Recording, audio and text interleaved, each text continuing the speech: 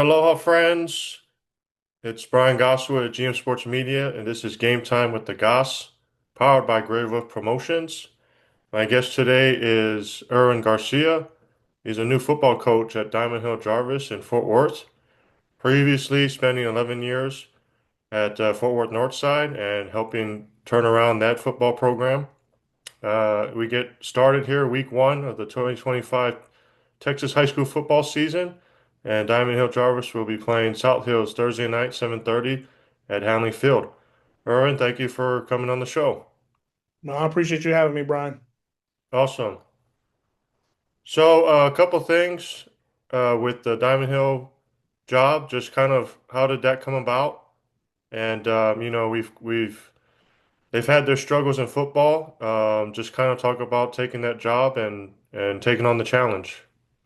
Yeah, so man, I got my opportunity. Mr. De La Cruz gave me a call one day and told me that he was interested in me joining the staff here at Diamond Hill after my time at Northside had come to an end. And so I originally joined the staff as an assistant coach. So I was coming in to be just an assistant coach, and then obviously the series of events that occurred, I was given an opportunity to interview for the job. And so interview went great, and Mr. Calderon gave me my opportunity to be the head coach at Diamond Hill, and I guess right now the rest is history. So it kind of just was one of those processes where it just kind of came about from a series of events, and now we're in the position that we are. And so now we're rolling with it, and we're trying to change the program and change the trajectory. One of the things that was really appealing to me for the Diamond Hill Jarvis job was the community. The community is very involved. They're very supportive, and they want to win. They want to win. And so it's one of those deals where it's like it was a no-brainer for me and my family. We knew that we were going to come impact some young men, some young women's lives over here on this side of town. And quite honestly, Brian, between you and me, these kids deserve the Friday night experience and the Thursday night experience that every other kid in the state does and gets. And so we're excited to bring that to them. And hopefully we can start turning this program around and heading in the right direction. Yeah, going off of that, just, every team, playoffs and they want to win every game. What are some of the other things you really want to establish here in year one? Man, our number one goal for the program this year is to reestablish the pride that was once here at Diamond Hill. Back in the '90s, Diamond Hill was a pretty good little football team. And so we want to bring back some of that pride. We talk about it with our kids all the time. Our motto for the 2025 season is eyes up, keep climbing. And so we want to keep climbing. We want to establish the little things are important. We want to pay attention to the details, and we need our kids to understand that this is a process, and it's not going to be done or accomplished in a day, a week, a month. It's going to take a year. It's going to take 2 years. It's going to take 3 years. And we want to get to a point in this program where we're prideful and we're proud of the product that we're putting on the field. Again, you spent 11 years Northside and talking about turning around a program. You have experience with the Steers there and spent many years with Joseph Turner. Just, at one point, you guys took Northside back to the playoffs, first time in 40 years. Just talk about those memories. What are some of the other fondest memories you have with Northside? Man, first and foremost, I owe a lot to Coach Turner. He not only helped me develop as a football coach, but he helped me develop as a husband and a father. He took me under his wing and showed me what it means to be a coach. So it's really an interesting situation because when I started at Northside, I was 20 years old. So I was fresh out of college. Didn't know much about life, and as we all grew the program, we all kind of grew up together as well. So, again, I owe a lot to that man, and the stuff that he taught me outside of the sport. But as far as football goes, man, those playoff years were a lot of fun. Were a lot of fun. Quite honestly, I feel like we had more fun in the 5-5 year where we made the playoffs for the first time when we celebrated on the field after that Poly game than we did the year that we went 7-1 during COVID.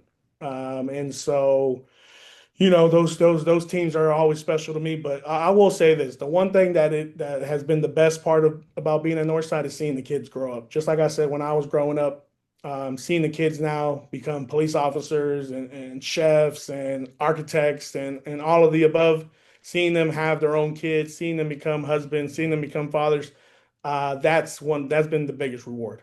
That's been the biggest reward by far.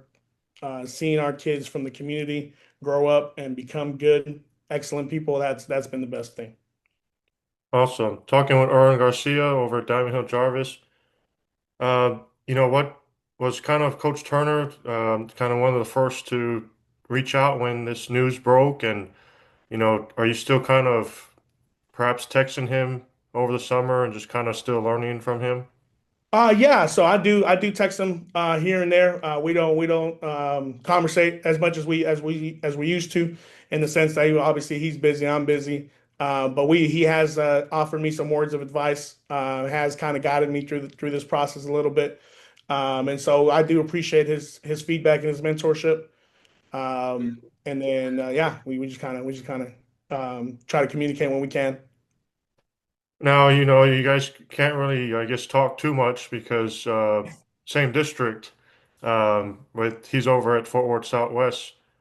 Is that gonna, what week do you play him, and is that gonna be what kind I of experience do you believe we expect? play I want to say week 9. I want to say it's week 9 off the top of my head, but to be honest, we prepare for every opponent the same. Um, we're going to prepare for Northside just the same way we prepare for Riverside, and the same way we're going to prepare for Southwest. So we're going to take everything a day at a time, a step at a time. We're going to be detailed in the process that we have, but it does add a little bit of flair to the game, I guess. Yeah, I'm sure during that night it's gonna be maybe a surreal moment seeing him on the opposite side of the field.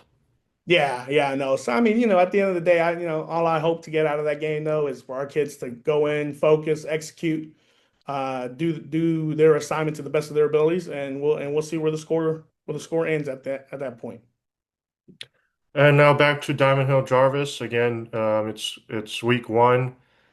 You've been at the school ever since the end of this last school year.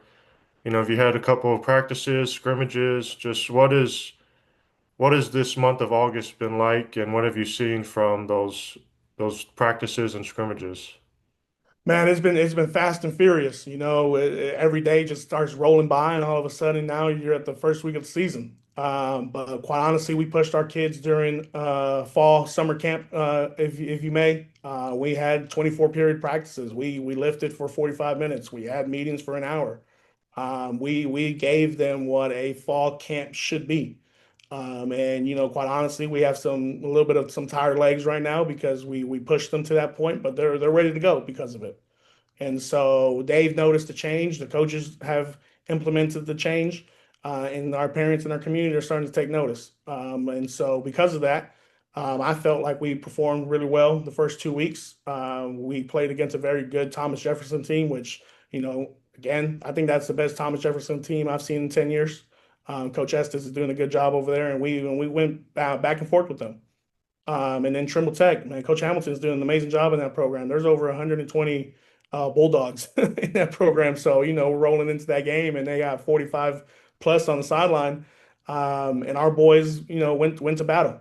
They went to battle with them. And so we're starting to see the things that we want to see on the football field. And that's, aggression, focus, and a lot of effort. And again, going back to the idea that we want to implement that pride that's coming back to this side of town.